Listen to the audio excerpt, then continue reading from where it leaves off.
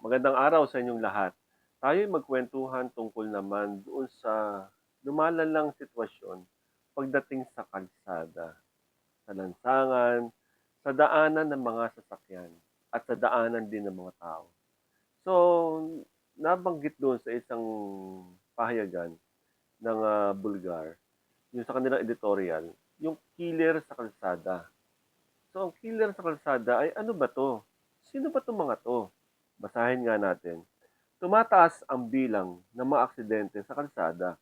Isa na sa mga pinaka isa na sa mga nakakapanlumo ay yung mga insidente na pagbangga at paglalakad sa kapwa motorista.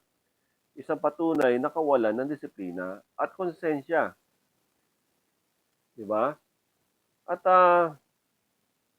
kung makikita po natin, yung mga motorista natin, lalo na yung mga ibang sasakyan, kung makaharabas ng pagpapaandar ng mga sasakyan, yung mga single na motor, lalo na yung mga e-bike natin, and even kung yung mga ibang sasakyan, na kung saan ay talagang parang baliwala sa kanila yung mga tao naglalakad sa kalye, di ba? Ang tanong, paano nabigyan ng lisensya ang mga ito, di ba? Kung hindi marunong sumunod sa batas ng kalsada, di ba?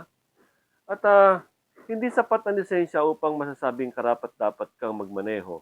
Ang tunay na sukatan ng pagiging responsableng motorista ay ang paggalang sa buhay at kaligtasan ng iba.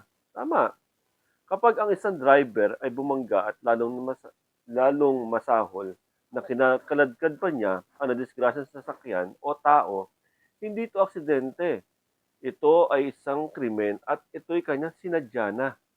Di ba? Mas nakakabahala pa ang ilang insidente na kung saan pagkatapos ng mga insulto sa daan, ang mga salarin ay tumatakas na para bang walang nangyari. Di ba? Saan napunta ang ating malasakit at pananagutan sa kapwa? Yan ang tanong. Saan nga ba? No? Kasi tayo ay gumagamit ng kalye. Di ba?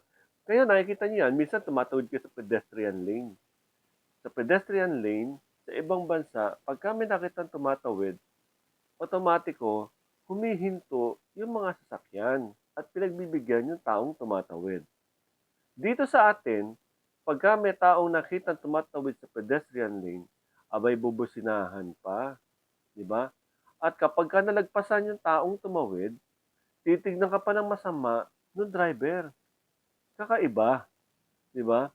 Hindi natin 'to binubuli yung mga ibang driver, pero alam niyo 'yan na meron kayong mga kapwa driver na masyado gumamit ng kalye, 'no? Hindi na inisip ang buhay ng kanilang kapwa, 'di ba? Ang ganitong insidente ay hindi lang isang banta sa kaligtasan, kundi pagsira rin sa tiwala ng mamamayan sa sistema. Kailangan na ng mas mahigpit na pagpapatupad ng batas trapiko. Yun lang ang problema.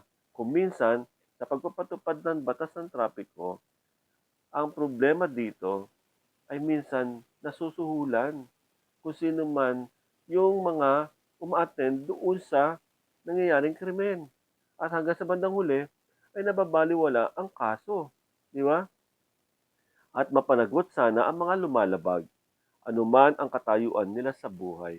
Lalo na pagka mga big time, VIP, doon nararamdaman isang ordinaryong tao na siya ay isang mahirap. Sa mga motorista, tandaan po ang manibela ay hindi laruan. Alam nyo, nakita nyo, yung mga e-bike natin, kung minsan nakita nyo, mga bata ang nagdadrive ng e-bike. Di ba? Samantalang yung ibang may lisensya na gumagamit ng lansangan. Hala, ay Diyos ko. Di ba? So, sana magkaroon tayo ng responsable sa paggamit ng kalye. Hindi po yung kalye para lang maging isang playground. Diyan po ay mga buhay ang dumadaan po dyan. At once na may mangyari dyan sa mga dumaraan dyan, Diyos ko, hindi na po natin kaya ibalik kung ano yung nakaraan. Sa bawat segundo sa kalsada ay may dalang posibilidad na panganib. Kaya naman ang disiplina, pag-iingat at respeto sa kapwa ay hindi optional, kundi ito isang obligasyon. Maraming salamat. Ako po si Vera Par.